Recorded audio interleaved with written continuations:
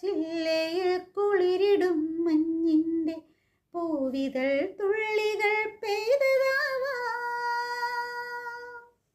അലയുമീ തന്നലിൻ കരളിലെ തന്ത്രിയിൽ അലസമായി കൈവിരൽ ചേർത്തതാവാം. മിഴികളിൽ കുറുകുന്ന പ്രണയമാം പ്രാവിൻ്റെ ചിറകുകൾ മെല്ലെ പിടഞ്ഞതാവാം. താനേ തുറക്കുന്ന ജാലകച്ചില്ലിൽ നിൻ തെളിനിഴൽ ചിത്രം തെളിഞ്ഞതാവാം.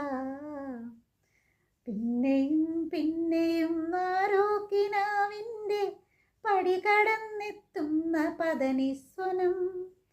പിന്നെയും പിന്നെയും ആരോ നിലാവത്ത് പൊൻവേണുവൂതുന്ന മൃദുമന്ത്രണം.